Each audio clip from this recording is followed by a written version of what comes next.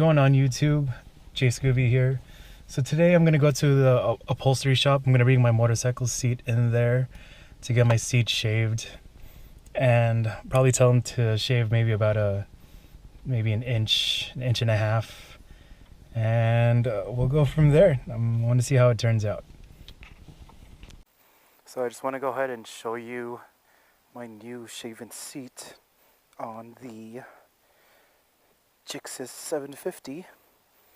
Before, it used to be like this little hump here, and it just felt kind of weird actually. After a while my ass started hurting, but now it actually like seats me properly.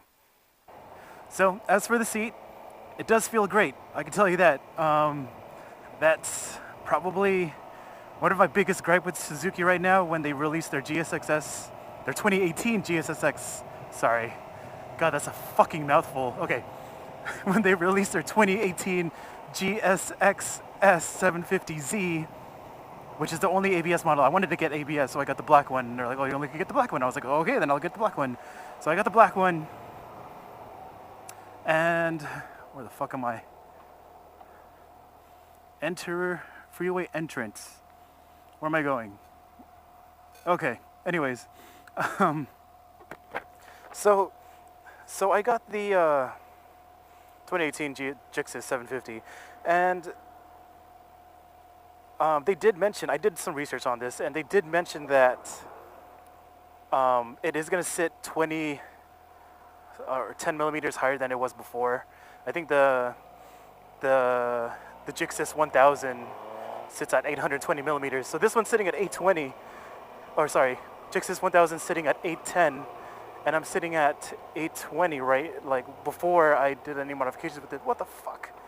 Everyone's trying to go this way. Holy.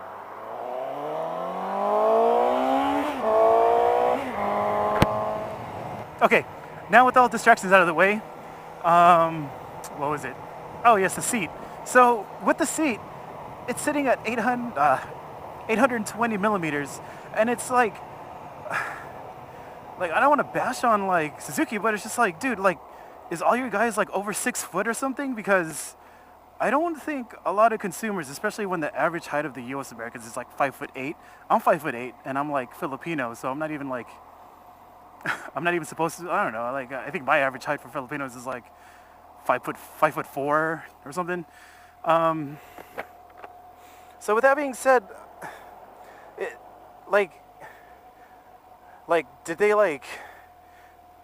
did Suzuki like talk to like a whole room of like upholstery people and was just like, oh yeah, let's just keep our business up and then just hire the seats so they have to shave it down? Because that's what I did. That's what I had to do eventually. That's what I had to inevitably do, is to shave my seat. And I mean, it's fine. $40 is fine, whatever. But dude, it's definitely something that we shouldn't worry about. I mean, like, all these super sport bikes. This is a super naked bike, but all the super sport bikes, they're sitting super high, and you know, like the least they can do. Okay, and you know, one of the bad things is like, okay, you can't mess with the suspension, because if you mess with the suspension, it's gonna mess up with the turning and all that stuff. Your pegs are gonna scrape, blah blah blah. Okay, totally fine. I believe that. I know. That's the last thing I want to do. So it's just like, you know, with these manufacturers, like, can they really? Isn't it that hard to like make it, you know, 800 millimeters flat or something? I know with my girlfriend's Ninja 300, I think that seat, and even when I had my Kawasaki Z650, those were sitting at like 30 inches, man, and that was perfect. My foot was like on there. Oh, dude. Anyways, I'm done ranting about that. So anyways, for this seat, I had them taper it down, try to shave off like a good inch or inch and a half. They did a fantastic job with it. I am in love with it, actually. So when I first got my seat shaved, I actually asked them if they could put like a gel insert on it, just in case if they shave too much, it might be uncomfortable for me in the long run. But they're like, oh, you have to bring on your own. Okay, fine.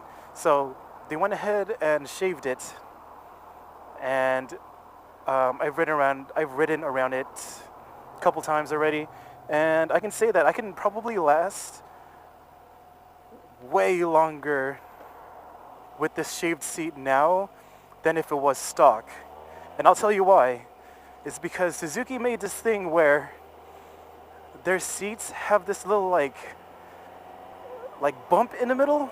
I don't know. I think only like Suzuki, maybe GSX owners, or maybe also Gixxer owners can probably tell you, but they have this bump that in the middle that lumps up, and then it like tapers down in the corners to make it look like it's narrow, which is not narrow, I swear, or it's to make it look narrow. And when you're sitting on it, it literally feels like you're sitting on a brick, and it made the middle of my ass hurt, and it made my Gucci hurt that much more, that even after an hour of riding, I'm gonna turn here, even after an hour of riding, I felt like